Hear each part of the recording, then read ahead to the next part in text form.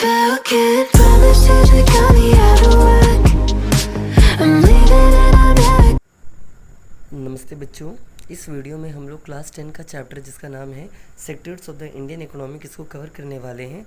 आप already India के sectors के बारे में अपने क्लास 9 में पढ़ा था, जो कि एक चैप्टर था पीपल एज रिसोर्स। वहाँ पर पढ़े थे primary sector, secondary sector, tertiary sector. Same चीज़ यहीं पर रिपीट होगा, बट यहाँ पर आप थोड़ा लेंथी में पढ़िएगा, okay.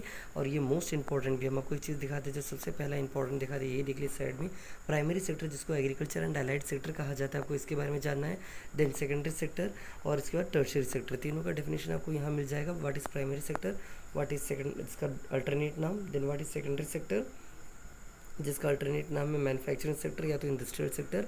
And the third sector जिसको आप लोग कहते हो टर्शियरी सेक्टर, जिसको आप लोग सर्विस सेक्टर भी कहते हो। ये तीन चीज़ आपको सबसे पहले पढ़ना है इस चैप्टर में। देन इसके बाद अगर आप आगे बढ़िएगा, जो आपको मोस्ट इंपॉर्टेंट है, ये जो एक लाइन हम आपको दिखाते हैं जो वेरी इंपॉर्टेंट है, प्लीज़ ये पढ़ के जाइएगा। ये रहा, ये पढ़ लीजिएगा कि जो इंडिया है या कोई भी कंट्री में जो इकोनॉमिक एक्टिविटीज़ है, जैसे तीनों सेक्टर क्या होता है, एक दूसरे से इंटर डिपेंडेंट रहता है। आपको ये बात समझना पड़ेगा। इंटर डिपेंडेंट का मतलब एक के बिना दूसरा अधूरा, दूसरे के बिना तीसरा अधूरा, और तीसरा है मतलब क्योंकि पहला है, और तीसरा है क्योंकि दूसरा है। तो ये सब एक दूसरे से इंटर डिपेंडेंट है, बस आप ये समझ लीजिए, ओके। आगे अगर आप बढ़ते हैं इंपॉर्टेंट चीज़ों में, तो आपको देखिए ये भी पूछा जा सकता है, ये भी इंपॉर्टेंट है। आपसे एग्जाम में इस तरह ये पूछ देगा, अलग अलग नाम दे देगा और पूछ देगा कि बताओ ये प्राइमरी सेक्टर है कि सेकेंडरी है कि टर्शियरी। जैसे कि यही देखिए ना, for example call centre, call centre आपको सर्विस प्रोवाइड करता है, तो ये आपका सर्विस सेक्टर होगा। कोरियर आपको सर्विस प्रोवाइड करता है, सर्विस सेक्टर होगा। मिल्क वेंडर आपको सर्विस प्रोवाइड करता है, दूध देने वाला, तो ये सर्विस सेक्टर होगा। टेलर आपको सर्विस प्रोवाइड कर रहा है। लेकिन गार्डनर ये आपका प्राइमरी होगा। पोर्टर प्राइमरी सेक्टर होगा। मनी लेंडर आपका ये क्या होगा, आपको सर्विस प्रोवाइड कर रहा है, तो ये भी टर्शियरी सेक्टर होगा। तो आपको ये चीज़ पढ़ के यहाँ से जाना इंपॉर्टेंट था, ये चीज़ देख लीजिएगा। नेक्स्ट आप यहाँ पर आइए, तीनों सेक्टर को कंपेयर करके कुछ बातें बोला गया, जैसे कि व्हाट इज़ कॉल्ड जीडीपी, उसका एक डेफिनेशन यहाँ पर दिया गया है, याद कीजिए। फाइनल गुड्स एंड सर्विसेज को हम लोग कहते हैं GDP with in a country in a particular year, okay. तो जीडीपी का डेफिनेशन प्लीज़ याद कर लीजिएगा।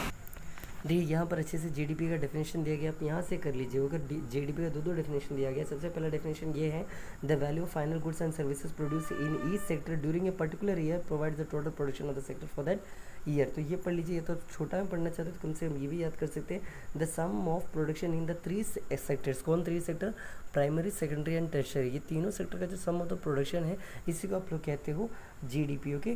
तो ये कुछ बातें हैं, आप यहाँ से जान सकते हैं, इंपॉर्टेंट बातें। देन एक और अगला जो मोस्ट इंपॉर्टेंट चीज़ हम आपको दिखाना चाहेंगे, और नेक्स्ट पेज में ये रहा, what is called the basic services, okay. तो बेसिक सर्विसेज क्या होता है, जो आप एक जगह उम्मीद करते हो, यहाँ से पढ़ लीजिए, आपको बेसिक सर्विसेज का डेफिनेशन मिल जाएगा, तो आपको ये पढ़ लेना है। नेक्स्ट पेज अगर आप आते हैं, यहाँ पर आपको पढ़ने लायक अगला देखिए ये रहेगा कि primary sector one of the largest employing sector है, आपको ये जानना है। नेक्स्ट पेज में, लेकिन कौन से कंट्री में, ये प्लीज़ याद रखिए, इंटरेस्टिंग बात बताते हैं। इस पेज में जो बोला गया कि प्राइमरी सेक्टर सबसे बड़ा लार्जेस्ट एम्प्लॉइंग सेक्टर होता है, लेकिन ये कौन से देश में, तो ये डेवलपिंग कंट्री में। लेकिन जो कंट्री डेवलप्ड हो चुका है, वो कंट्री में कौन है सबसे बड़ा, तो आपका आंसर रहेगा डेवलप्ड कंट्री में सबसे बड़ा होता है आपका टर्शियरी सेक्टर। यहीं पर कहीं लिखा होगा, हम दिखा देंगे आप लोग को, अभी तो मिल नहीं रहा, दिखा देंगे, ओके।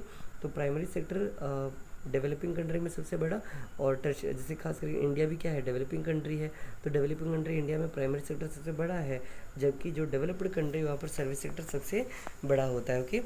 नेक्स्ट पेज में अगर आप यहाँ आते हैं तो यहाँ पर आपको पढ़िएगा, देखिए ये रहा, व्हाट इज़ कॉल्ड डिस्ग्यूस्ड अनएम्प्लॉयमेंट। पिछले साल भी आपने पढ़ा था, डिस्ग्यूस्ड अनएम्प्लॉयमेंट का मतलब होता है कि जो एक्स्ट्रा वर्कर जो आप काम में रखते हैं, जैसे मान लीजिए आपको 4 लोगों का ज़रूरत है, आपने एक्स्ट्रा 2 को बुलाया, तो उसको आपको पे करना पड़ेगा, तो जो एक्स्ट्रा वर्कर है उन्हीं को हम लोग कहते हैं डिस्ग्यूस्ड अनएम्प्लॉयमेंट, ओके।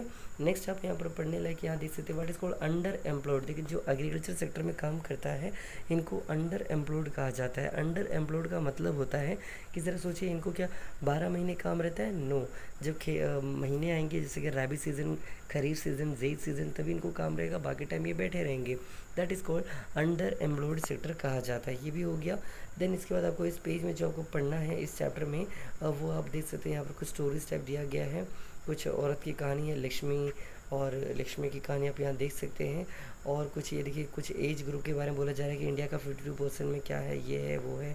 ये भी कुछ बेसिक बात है। प्लानिंग कमीशन ये कहता है कि इंडिया में 20 लाख जॉब्स पड़ा हुआ है केवल एजुकेशन सेक्टर में, तो ये पढ़ लीजिए। और सबसे इंपॉर्टेंट, मोस्ट इंपॉर्टेंट अगला चीज़ है आपका ये रहा मनरेगा स्कीम के बारे में, प्लीज़ पढ़ के जाइएगा। हम गारंटी दे रहे कंफर्म आपसे इससे सवाल बनेगा मनरेगा, ओके, तो ये आप पढ़ लीजिएगा। नेक्स्ट पेज में अगर आप आइए तो यहाँ पर राइट टू वर्क क्या होता है ये भी आप जान लीजिएगा, राइट टू वर्क के बारे में। इसी के तहत मनरेगा के बारे में आपका ये कहानी है, पढ़ लीजिएगा। 2 स्टोरी दिया गया कांता और कमला के बारे में, एक जो ऑर्गेनाइज सेक्टर में जॉब करती है और एक जो अनऑर्गेनाइज सेक्टर में जॉब करती है। ऑर्गेनाइज सेक्टर वो होता है जिसमें आपको सैलरी फिक्स रहेगा, जिसमें आपको छुट्टी हॉलीडेज़ मिलेंगी, जिसमें आपको fixed work duration of work रहेगा, आपको एक्स्ट्रा पे वेजेस मिलेंगे। जबकि ये जो कहानी देख रही है जैसे कमला जो है ये उनके इसमें होता है अनएम्प्लॉयड सेक्टर है, अनऑर्गेनाइज सेक्टर है, इसमें आपको कभी काम रहेगा कभी नहीं रहेगा, कभी आपको बॉस आपको निकाल देगा, कभी ये होगा कभी वो होगा, तो ये देख लीजिए। और सिंपली इसको कहें तो एक होता है गवर्नमेंट सेक्टर को ज़्यादा रिप्रेजेंट कर रहा है, जबकि आपका जो नेक्स्ट है वो आपका एक प्राइवेट सेक्टर को रिप्रेजेंट कर रहा है, ओके। तो ऑर्गेनाइज सेक्टर के फ़ायदे क्या क्या है ये सब यहाँ पर दिया गया है, और अनऑर्गेनाइज सेक्टर का स्टोरी आगे दिया गया है, ये देख लिया अनऑर्गेनाइज सेक्टर क्या होता है, ये यहाँ पर आपको इसके बारे में बोला गया है। देन इसमें होने वाले दिक्कतें क्या क्या है वो दिक्कतें आपको यहाँ दिया गया, ये सब very very very important, okay. आपसे एग्जाम में या तो ऑर्गेनाइज सेक्टर क्या है उसके बेनिफिट्स पूछ लिए जाएंगे, या तो अनऑर्गेनाइज सेक्टर क्या और उसके डीमेरिट्स क्या है आपसे ये पूछ लिया जाएगा, ओके। और इसके बाद आप देख सकते हैं और कुछ है कि आपको पढ़ने लायक, तो उतना तो खास हमको दिख नहीं रहा है, बस यही सारी चीज़ें जो आपको इस चैप्टर में पढ़ना है। हाँ, एक और चीज़ ये रहा पब्लिक सेक्टर और प्राइवेट सेक्टर में डिफरेंस क्या होता है आपको ये पढ़ना है, दोनों में डिफरेंस। एंड नेक्स्ट चीज़ देखिए यहाँ पर कुछ बातें बोली जा रही है, जो इन्फेंट मोर्टेलिटी रेट होता है, what is called infant mortality rate, कि हर 1000 बच्चे में कितने बच्चे मरते हैं जो कि 1 साल के नीचे हो, इनको कहते हैं इन्फेंट मोर्टेलिटी रेट। उड़ीसा में ज़्यादा है जबकि बाकी स्टेट में कुछ केरला में बहुत कम है, तो इसका रीज़न आपको दिया गया है, वही एजुकेशन हेल्थ केयर ये सब तो आपको ये पढ़ लेना है, देख लेना है, और इस तरह आपका ये चैप्टर कम्प्लीट हो जाएगा। हम एक बार और पूरे चैप्टर को वापस से जो मोस्ट इंपॉर्टेंट एक बार और बोल रहे तो ज़रा प्लीज़ सुनिएगा, एक बार और कवर करते हो, ओके। तो देखिए सबसे पहले हमने आपको बोला क्या था कि सेक्टर्स के बारे में पढ़ लीजिएगा, तीनों सेक्टर वेरी इंपॉर्टेंट, तीनों सेक्टर का अल्टरनेट नाम आप यहाँ से पढ़ लीजिएगा। और नेक्स्ट पेज में अगर आप आइएगा तो ये वाला इंटरडिपेंडेंट है, ये बात याद रखिएगा। और अगला ये बोले थे कि आपको काम देकर पूछ देगा कौन से सेक्टर से बिलोंग करते हैं, ये भी वेरी इंपॉर्टेंट है, पढ़ लीजिएगा। नेक्स्ट पेज में अगर आप आइएगा तो यहाँ पर आपको पढ़ना था, नेक्स्ट पेज में ये रहा कि जीडीपी क्या होता है, आपको ये पढ़ना था, वेरी इंपॉर्टेंट, ये भी ज़रा देख लीजिएगा।